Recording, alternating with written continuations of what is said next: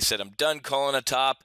I think this thing's going to roll over, but I'm not going to bet on it, and tried to put a bull put spread on. Fortunately, I did not get filled on the bull put spread. There it is, 95 cents, 95 cents, 95, 90, 95 cents, and tried to work that for about 3 hours yesterday, folks. I didn't get filled on that bull put spread, but it's finally today a little bit of crude issues and a little bit of financials dragging on the overall market, but this is needed. I don't think this is the big one, Elizabeth. To steal my Fred Sanford-ism, this is just a must. There's no reason the post-Comey memo bounce is needed, and the guy's going to be testifying this week anyway. And we're going to see how much of a liar he is. This is still reverberating throughout at least the Middle East, and to guys like me, this is a big deal, folks. When Saudi, UAE, Bahrain, and Egypt boot you out of their club, you know you're the bad guy. Qatar is in bed with Iran. They've been, I think, paying $1 billion in ransom payments to Iran. So the dudes on the left side of the lake, not happy with this guy in their club. And if they could kick Qatar across the lake into Iran, I think they would. So this is interesting. I would have thought oil would have been a little bit higher on this volatility, and that's why I don't necessarily trade oil that often. Maybe I'll walk down the street here to the Merc and try and get an education. But even the guys I talk to who trade oil, who drink it, eat it for breakfast, lunch, and dinner, sometimes they shake their head and go, Wiz, we don't know why it's moving in this direction. It should be doing this, which means guys like me sit on their hands and watch and grab the popcorn. Talked about this yesterday, how politics, not terrorism, or should matter most to the markets. The president in a tweet spat with the mayor of London is just not. Come on, man. Let's grow up here. It's not working out for us. And a 25-year-old Bernie Sanders supporter who's a contractor with the NSA got some bracelets on yesterday and is charged with leaking classified documents related to hacking. Her name, you ready for this, folks? Reality Lee Winner. That's her name. If that ain't a red flag to any of the people doing security, I got my top secret clearance, folks. I mean, it was like 32 pages. They went back and asked my kindergarten teacher if I ate paste and what kind it was. I seriously, what's his name? Snowden was a contractor. Half these people are contractors, folks. What are we doing? Miss Winner, hashtag losing, is being held in federal custody. You ready? Here's her attorney. She has no criminal history. She's holding up very well and trying to remain in good spirits. We're working to resolve this and put this behind her. The only thing they should put behind her is a wooden post, and she should be shot for treason if proven guilty. Period. That will stop leaks. So this is ridiculous. Now we're starting to smoke these people out, these holdovers from the Obama administration. I love how all these politicians, they get on and they say, oh, the intelligence communities, it's full of patriots and hardworking people. The reason they say that is they don't want to get destroyed by the deep state.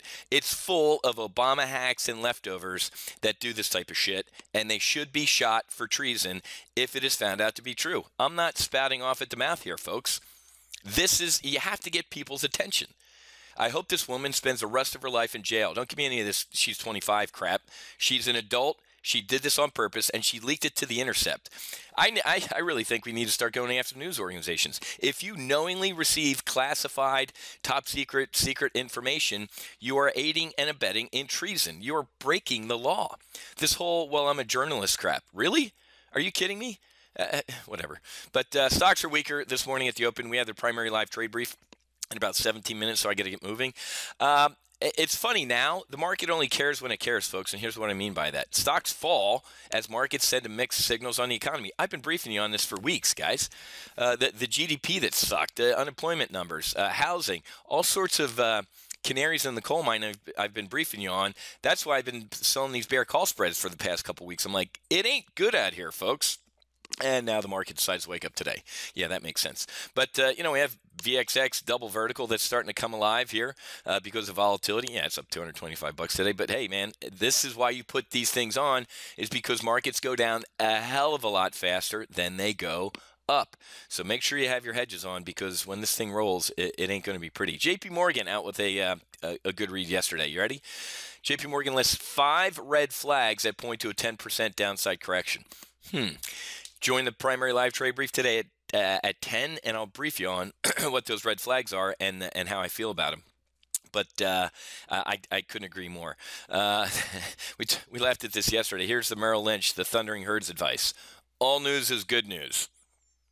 Until it isn't, folks. Until it isn't, and look at what we're doing here. Again, one of my biggest wizisms is the market only cares when it cares. So now you're telling me it cares about bad macroeconomic data or potential terrorism or oil? We always care about it, and you have to have hedges. Laughed at this yesterday about CNN scripting a couple anti-ISIS Muslims. So these were the 3 or 4 people in the world that are against ISIS and are Muslim. It's a lie, folks. There's either, I haven't seen one moderate Muslim cleric or heavy or the leader of the Muslim moderate world on TV slamming ISIS. You know why? There's only 2 reasons for it. Either there are no moderate Muslims, which I'm starting to believe, or moderate Muslims are cowards because they can't stand up and yell at the evil wing and say, hey, knock it off, you're giving us all a bad name. So in that case, since there either aren't any or they're cowards, men like me have to go do awful things to the radical people to protect us. Okay, so moderate Muslims, if you're out there, obviously you're not listening to this broadcast, get off your ass, either pick up a weapon or start putting these people in their place, or picking up the phone and saying something to our government so we can do, well, actually don't do that, because as I reported yesterday, all 3 of those scumbags in London were on the, quote, radar of MI5 and the Metropolitan Police. They knew about the one dude was picked up last year, and they've been watching him, you know. So if you see something, say something, right? Of course. And then the government will do nothing. The only thing you need to do is be armed. So when you see a van smash into people and 3 dudes jump out with knives, you level them with your Glock. We laughed about this yesterday. Elon Musk and Iger, 2 liberal Democratic hypocrites who quit an advisory council because of the Paris Accord. Why don't you stop flying around in your $70 million jet, you hypocrite, and reduce your carbon footprint? If you can't tell me when life begins or how many genders there are, forgive me if I'm not going to listen to your opinion on the weather in the next 100 years going up a half a degree. So anyway, folks, Goldman, we're going to talk about Apple in here. We're going to get longer on Apple with the WWDC. Nothing massive announced there. Where's our Apple? Here's our Apple in our primary live trade brief portfolio. This trades up, if you'll allow me to round up, 16 grand, folks. It's a Jan 18 position that's up 16 grand. Well, your Jan 19 is probably a little less in profit, right? No, it's the Jan 19 long call diagonal is up 17.5. Okay, 2 Apple trades that are up over $30,000 in 2 Apple trades, guys. So yeah, I took it in the gut last week and the week before in weekly options trades to the tune of about 10 grand. So, but in 4 trades, we're net up what? $23,000. So again, you just don't trade weekly options, folks. You have to have a diversified portfolio. That's why we do these Jan 18 and Jan 19 trades. You know, raise your hand. Some people don't even make this in a year, guys. We're making that in 1 trade. I'm going to cover that here in a couple minutes with Apple. Okay, but again, like I said, I don't think this is the big one, Elizabeth. I don't think we're going to massively roll over here, and that's why I put on that bull put spread yesterday. But like I said, in the weekly options, folks, I didn't get filled on that one. We'll talk about it a little bit in the primary life trade brief if we have time. Okay, speaking of that, I got to get going. Happy hunting. Make sure you hedge. God bless. And I'll see you guys tomorrow with Wednesday's market SITREP with my last day here in Chicago. We'll see you.